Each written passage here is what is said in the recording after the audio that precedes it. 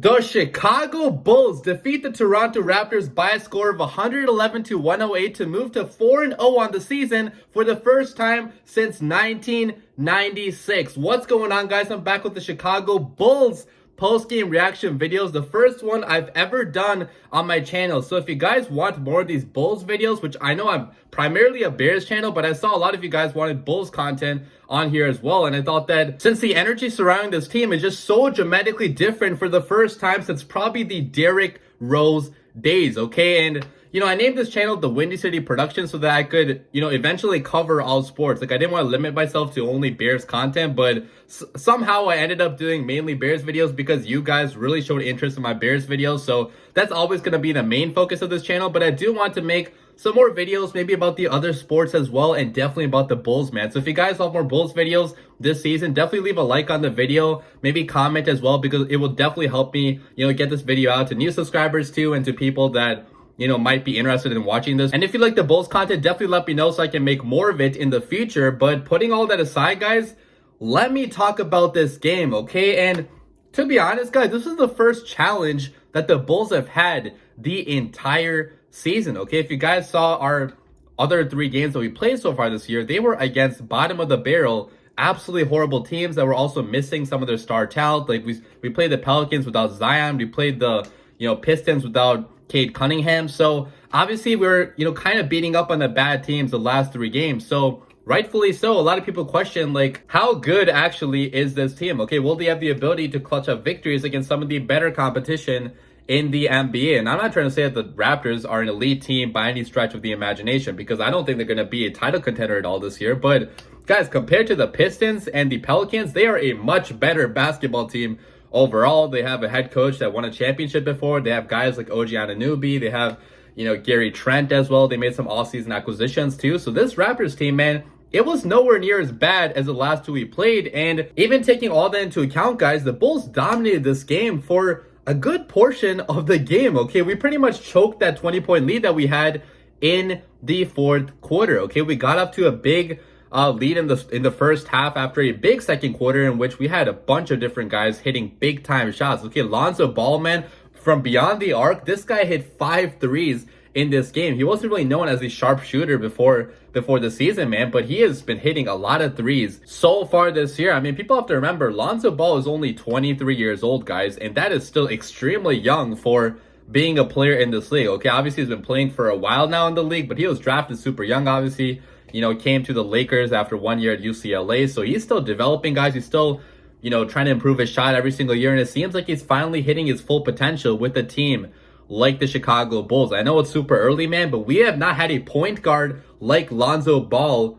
you know, in a very, very long time. The Bulls have been missing a true point guard to run this offense, to make all the passes, to limit turnovers, to also have the ability to score every once in a while. Like, when's the last time we had a point guard like this? The last couple of years with Kobe White as our starting point guard, that didn't really go so hot, man, because even though Kobe White could shoot the basketball, he was very streaky, couldn't pass the basketball nearly as good as Lonzo can, had a lot of turnovers as well, and couldn't play defense nearly the level at which Lonzo can, okay? And that's one of the most underrated things about Lonzo Ball. This guy can actually play pretty phenomenal defense, okay? Today he also had, you know, 2 steals. He had a block as well, a big-time block from the back. Forgot who it was on, but man, this guy was just sticking like glue to whatever players he was on. He was fighting through screens. He's showing a crazy amount of effort there on the defensive side of the basketball. So I think that Lonzo's presence, man, is really changing the Bulls' defense throughout, because for the first time in forever, we're actually getting defense from our point guard, okay? And we're also getting a point guard that can pass the basketball very, very well, okay? His vision down the court, his ability to, you know, do these bounce passes, the lobs, and just to have the accuracy on these passes too, to know when to pass the basketball, to know how to run this offense. It's just so nice to see a real point guard on the Chicago Bulls. So obviously I was very happy with the play of Lonzo. He had 15 points, only shot 3s for the most part, but hey, I'll take the 3-and-D effort from our point guard tonight, as you know, as well as the playmaking ability he brings to this offense as well. So man, he was one of the big reasons why we got out to that lead in the first half. We scored 37 in the second quarter, which is just, that's when our offense was flowing so incredibly well. You had Lavine also getting a couple more shots. Lavine actually didn't shoot that much in the first half. He wasn't even making many shots in the first half out of the ones that he did shoot. So Lavine started this game off a little bit slow, like he has, practically every game this year, right? Like Lavine has started pretty slow in the first quarter, but then he heats up as the game progresses. And, we can actually afford that now because we have so many good players around Lavine to pick up the scoring effort when Lavine isn't really doing much early. So had a lot of guys nailing shots. We had some transition buckets as well. Caruso with the defense, man. I mean, I really love Alex Caruso because he really reminds me of like a point guard version of Joakim Noah, right? Do you guys remember Joakim Noah? He gave his full 100% effort on every single play, and that's exactly what Alex Caruso does, okay? He may not be the biggest guy, he may not be the most athletic guy, but this guy is jumping on the floor to get loose balls. He's, putting his hands up, playing pretty good defense. You guys remember that one play where there was a fast break that the Raptors had, and Alex Caruso, he got back on defense, just put his hands up and pretty much forced a missed shot, okay, when they really should have scored on that fast break. So really loving all the hustle plays we're getting out of Caruso. That defense was big throughout this entire game. I mean, he had 4 steals tonight. He had 5 the game prior. So, I mean, this guy is a steal machine, okay? A turnover forcing machine. And I just really love to see this play out of Caruso because he's that missing guy, okay? The energy guy, the hustle guy that we never had on this team for probably since Joakim Noah left, right? So really good play out of Caruso today. He had 8 points as well. Obviously, it doesn't seem like on the stat sheet is doing much, but if you just actually watch the games, man, you'll see the big impact that Alex Caruso is having on this team, okay? So those are pretty much the players I want to highlight from the first half. Obviously, Demar Derozen also nailed a couple shots in the first half, but he was way bigger in the second half than he was in the first half, okay? Demar Derozen finished this game with 26 points on 19 attempts, so obviously not the most efficient tonight, but guys, in that fourth quarter, he was the main reason why we didn't blow a pretty big lead, okay? And, like I mentioned earlier, the Bulls had their first true test tonight, okay? Late in that fourth quarter, we completely blew that 20-point lead that we had earlier in this game because we completely got away from everything that was working for our offense, okay? We played way too much iso ball. The ball was sticking way too much. We were turning the ball over as well, and it was hard to see because I really thought the Bulls might actually blow this, okay, with how bad we were playing late in that game. We had guys like Lavine, even Lonzo Ball, just taking some very bad, ISO shots, which that's not how we got out to that big lead, right? So going forward, really have to clean up our offense and make sure it's more consistent throughout the entire game, okay? Be able to finish games as well. But Demar Derozen was freaking clutch, okay? This guy going back to the place where this used to be his home, okay? He played for the Raptors for a very long time. He is one of the best Raptors of all time, has pretty much all the records. Going back to his home, man, he thrived under pressure. He took a bunch of contested mid-range shots and practically nailed every single one of them. And it kind of reminded me, guys, of Jimmy Butler owning the Raptors. You guys remember Jimmy Butler used to dominate against this Raptors team. We used to have, I think we had a 17-game winning streak against the Raptors back in the day because it was Jimmy, man. Late in the game, Jimmy was nailing a bunch of clutch shots, and that's exactly what I felt like DeRozan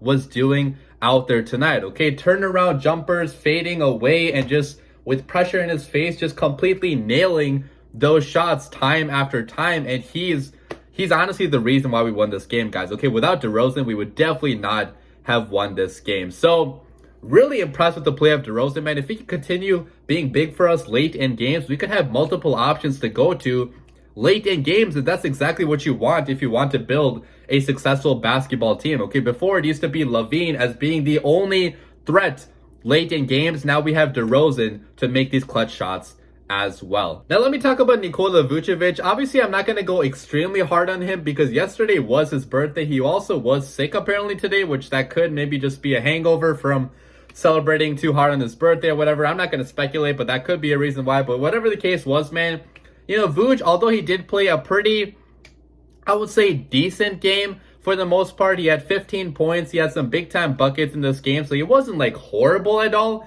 I would say. But my God, man, he was one of the major reasons why we almost choked away this lead. Had multiple turnovers late in the game. Okay, maybe not multiple. He had one according to the stat sheet, but his ball security late, man, it was terrible. Okay, he had one play where he traveled. I think it was in the final minute, right, where he traveled with the ball. And, you know, the refs didn't call it, but he still coughed up the ball. And it ended up being a turnover. Now, I don't understand why we're trying to give the ball to Vooch late in games. I mean, this guy's a big. He doesn't have the best ball handling skills. So it's kind of questionable pushing the ball down the court to him. I don't think we should be doing that in future games. He also had a missed free throw late in this game after a bad pass from Lonzo on the inbound. So we really have to be practicing inbounding these passes, guys, because dating back to last year, man, the Bulls in clutch situations, they have failed to inbound the ball properly. So Billy Donovan, man, he really has to be stressing this in practice, okay? You can't be throwing away possessions late in games and, you know, allowing teams to come back, because against a team like, I don't know, the Warriors or something, like, they're definitely going to come back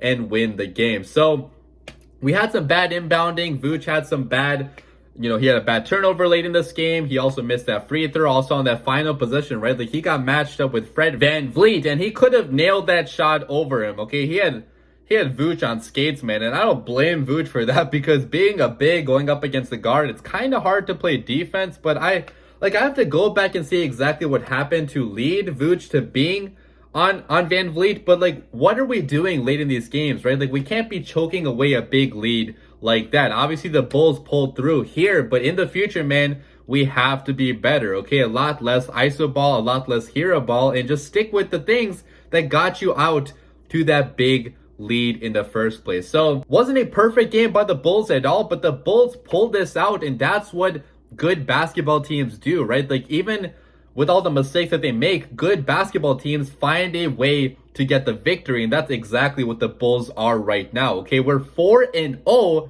for the first time since 1996, since the Michael Jordan days. I can't even begin to comprehend that, because just for a good portion of my life, man, the Bulls have been so freaking bad. Obviously, the Derrick Rose days were some of the best days of my entire life watching sports. Okay, Derrick Rose is the main reason why I even got into watching sports in the first place. Okay, he was my first favorite, you know, big time athlete. So seeing the Bulls now kind of returning to being a good team now in the NBA, that is so exciting for our fan base, for our city, because our city deserves a good basketball team, okay? We've been through so much torture with guard packs, with all these bums we've had on the roster, but Arturas Karnisovas, man, he is completely changing all of it. So, not the perfect game, but a win is a goddamn win. We moved on to 4-0 on the season. Let me know your thoughts down below, guys, in the comments section, but what a win, guys. What a win.